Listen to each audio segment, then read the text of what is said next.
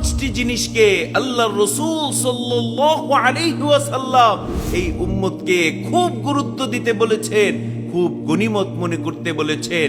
সহিহুল জামিয়ের 1077 নম্বর হাদিস, আল্লাহর রাসূলের বিখ্যাত সাহাবী আমর ইবনে মাইমুন আল আউদি রাদিয়াল্লাহু আনহু বর্ণনা করেন।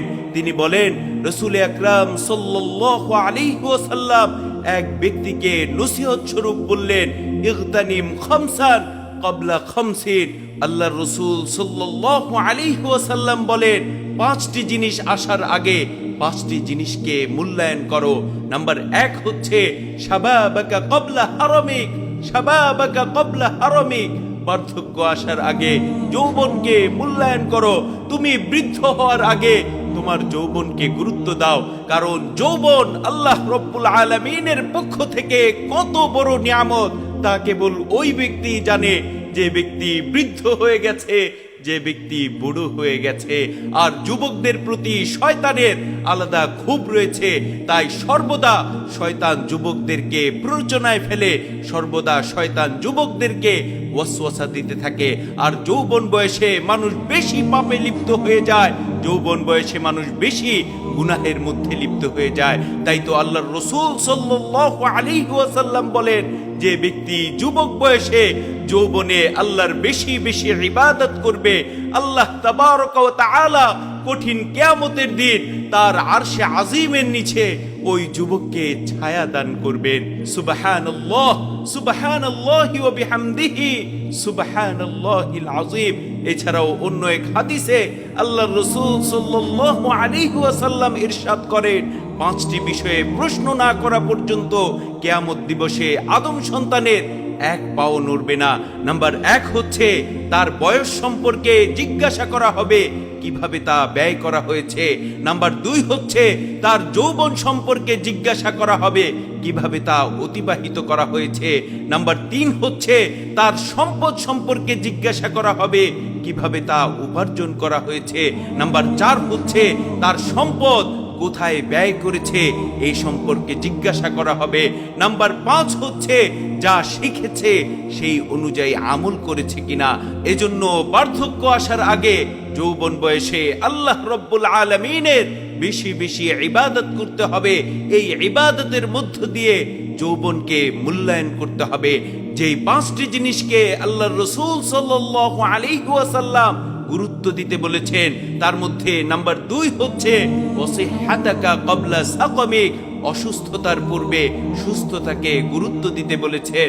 কারণ সুস্থতা আল্লাহ রব্বুল আলামিনের পক্ষ থেকে কত বড় নিয়ামত তা কেবল ওই ব্যক্তি জানে যে ব্যক্তি অসুস্থ হয়ে পড়েছে, যে ব্যক্তি রোগী হয়ে পড়েছে।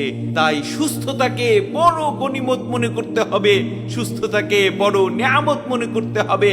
আর এই সুস্থতাকে কাজে লাগাতে হবে আল্লাহ রব্বুল আলামিনের ইবাদতের মধ্য দিয়ে। এই সুস্থতাকে কাজে লাগাতে হবে আল্লাহ তাবারক ওয়া তাআলার বেশি বেশি শুকরিয়া আদায়ের মধ্য দিয়ে। কারণ যে কোনো মুহূর্তে আপনি রোগী হয়ে যেতে পারেন, যে কোনো মুহূর্তে আপনি অসুস্থ হয়ে যেতে পারেন। আর তখন আল্লাহ রব্বুল আলামিনের ইবাদত আপনি পুঙ্খানুপুঙ্খভাবে করতে পারবেন না। এজন্য আমরা যেই অবস্থায় আছি ওই অবস্থায় আল্লাহ রব্বুল আলামিনের বেশি বেশি শুকরিয়া আদায় করা, আল্লাহ রব্বুল আলামিনের ইবাদতের মধ্যে বেশি বেশি মশগুল থাকা। নাম্বার 3 হচ্ছে ওয়াগিনাকা ক্বাবলা ফাকরিক, দারিদ্রতা আসার পূর্বে সচ্ছলতাকে মূল্যায়ন করো।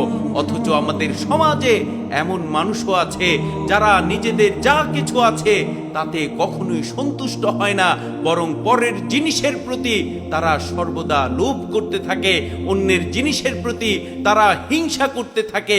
অথচ তারা জানে না আল্লাহ রব্বুল আলামিন যে কোনো মুহূর্তে তার অবস্থানকে পরিবর্তন করে দিতে পারেন, যে কোনো মুহূর্তে চাইলে তাকে উপরে উঠিয়ে দিতে পারেন, যে কোনো মুহূর্তে তাকে আরো নিচে নামিয়ে দিতে পারেন।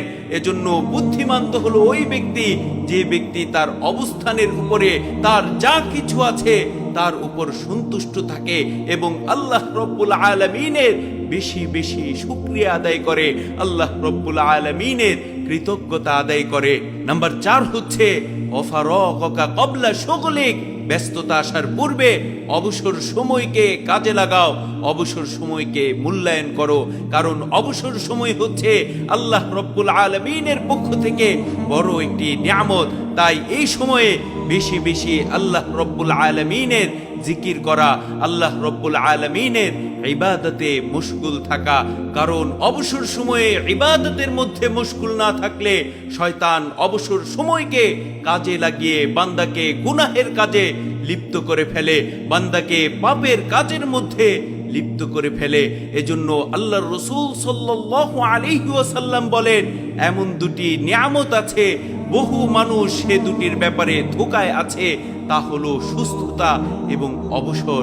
এজন্য অবসর সময়ে বেশি বেশি আল্লাহ তাবারক ওয়া তাআলার জিকির আজকার করতে হবে, আল্লাহ তাবারক ওয়া তাআলার ইবাদতে মশগুল থাকতে হবে। নাম্বার 5 হচ্ছে ওয়া হায়াতাকা ক্বাবলা মাউতিক, ওয়া হায়াতাকা ক্বাবলা মাউতিক, মৃত্যু আসার পূর্বে জীবনকে গুরুত্ব দাও, জীবনকে মূল্যায়ন করো, কারণ মৃত্যু এমন এক চরম সত্য যা প্রত্যেকটি মানুষের ক্ষেত্রে ঘটবে, প্রত্যেকটি প্রাণীর ক্ষেত্রে ঘটবে। আর যখন মানুষ একবার মৃত্যুবরণ করবে আর কখনো পৃথিবীতে ফিরে আসতে পারবে না, আর কখনো দুনিয়ার জীবনে যত ইচ্ছা থাকুক কখনোই ফিরে আসতে পারবে না। এজন্য মৃত্যু আসার আগে জীবনকে মূল্যায়ন করতে হবে, যেহেতু একবার মৃত্যুবরণ করলে আর ফিরে আসা যাবে না। তাই বুদ্ধিমানের কাজ হলো জীবিত থাকা অবস্থায় মহান রব্বুল আলামিনকে সন্তুষ্ট করে নেয়া, মহান রব্বুল আলামিনের ইবাদতের মধ্যে বেশি বেশি মশগুল থাকা এবং আল্লাহ তাবারক ওয়া তাআলার জান্নাতকে অর্জন করা। আল্লাহ তাবারক ওয়া তাআলা আমাদের সকলকে এই 5টি জিনিস মূল্যায়ন করার তৌফিক দান করুন। আমিন।